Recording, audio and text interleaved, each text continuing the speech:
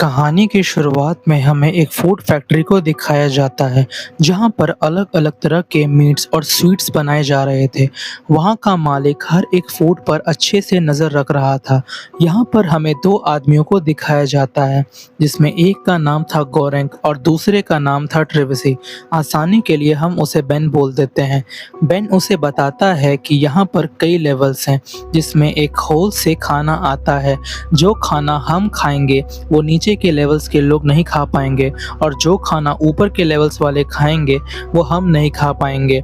वो लोग इस वक़्त 48वें लेवल पर थे। गोरेंग बेन से अभी कुछ पूछता, तभी वहाँ पर ग्रीन लाइट जल जाती है और ऊपर से एक प्लेटफ़ॉर्म नीचे आता है। उसमें कई तरह के फूड आइटम्स थे, लेकिन सारा खाना लगभग खाया हुआ था। वहाँ पर हमें पूरी बात बताई जाती है।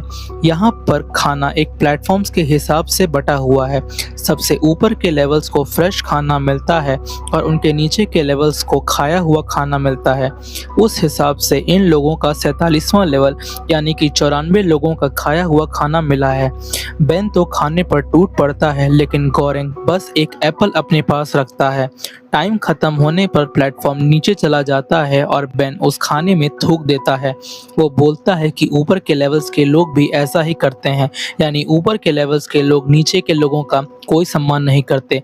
इन्हें इस प्लेटफॉर्म में लगभग 1 महीने के लिए रहना पड़ेगा। उसके बाद इनकी पोजीशंस चेंज कर दी जाएंगी। उसी वक्त उस प्लेटफॉर्म का टेम्परेचर बढ़ने लगता है, क्योंकि गोरेंग ने वो एप्पल अपने पास रखा था। इसका मतलब उन्हें वो खाना केवल एक तय समय तक में ही खाना होगा, वरना उन्हें उसकी सज़ा दी जाएगी। इसीलिए गोरेंग उस एप्पल को फेंक देता है। गोरेंग बताता है कि वो यहाँ पर अपनी मर्जी से आया है, क्योंकि उसे कहा गया था कि अगर वो 6 महीने यहाँ पर रहेगा तो उसे एक डिग्री दी जाएगी। तो बेन बोलता है इस हिसाब से उसे 2 डिग्रियां मिलनी चाहिए, क्योंकि वो 1 साल तक यहीं पर रहने वाला है। रात में अचानक रेड लाइट जल जाती है और गोरेंग जैसे ही प्लेटफॉर्म के नीचे देखता है, बेन उसे हटा देता है, क्योंकि वो खाने वाला प्लेटफॉर्म किसी रॉकेट की स्पीड से ऊपर की तरफ चला जाता है। अगले दिन गोरेंग बेन से उसके यहाँ आने का कारण पूछता है, तो बेन उसे बताता है कि उसने अपना टीवी घर से बाहर फेंक दिया था, जो कि एक इल्लीगल इमिग्रेंट के सर पर जाके लगा था और उसकी मौत हो गई थी। इसीलिए उसे इस जगह भेज दिया गया। गोरेंग अपने साथ एक बुक लाया था, वहीं बेन अपने साथ एक शार्प नाइफ रखा करता था। आगे गोरेंग बेन से पूछता है कि वो सबसे नीचे किस लेवल तक गया है, तो बेन उसे बताता है कि वो सबसे नीचे 132वें लेवल तक गया है और यहाँ कितने लेवल्स हैं किसी को नहीं पता। तो गोरेंग उससे पूछता है कि क्या 132वें लेवल तक खाना बचता है, तो वो कहता है कि नहीं बचता। तो फिर आखिर आपने वहाँ सर्वाइव कैसे किया? तो बेन उसे बताता है कि खाने की इंतज़ाम हो जाता है, तुम उसकी चिंता मत करो। अगले दिन जब प्लेटफॉर्म नीचे आता है तो उसमें एक औरत भी साथ बैठी होती है। उसका नाम सियू होता है और वह अपने बेटे को कई महीनों से ढूंढ रही होती है, क्योंकि वो अपने साथ वाले पार्टनर को इस उम्मीद में मार देती है कि कभी ना कभी उसके साथ उसका बेटा भी रहेगा। गोरेंग को यहाँ पर रहने की आदत पड़ जाती है।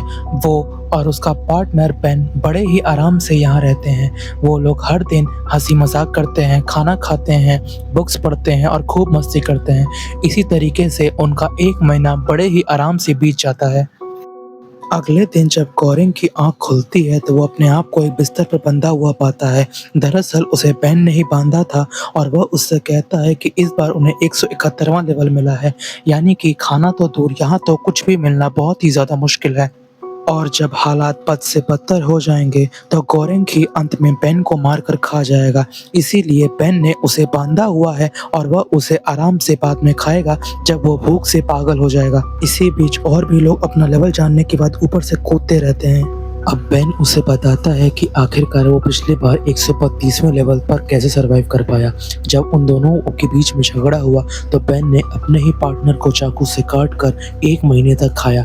इसी तरीके से वो 1 महीने तक जिंदा रहा था और अब वो गोरेंग के साथ भी ऐसा ही करेगा। वह उसे प्यार से उसका स्नेल बुला रहा था, जो उसके पेट भरने में काम करेगा। इस लेवल पर जब वो खाने का प्लेटफॉर्म आता है तो उसमें हड्डियां तक नहीं बचती। इसीलिए गोरेंग कहता है कि तुम खुद देखो इस हालत में अगर मैं क्या करूँगा। स्टार्टिंग में तो बेन गोरेंग को कुछ नहीं करता, लेकिन जैसे जैसे टाइम बीत रहा होता है उसकी भूख भी बढ़ती चली जाती है। आखिरकार पूरे 15 दिन बाद बेन अपने आप पर से काबू खो बैठता है और वो गौरंग को बताता है कि अब वो वक्त आ गया है जब वो उसे मार कर खाएगा।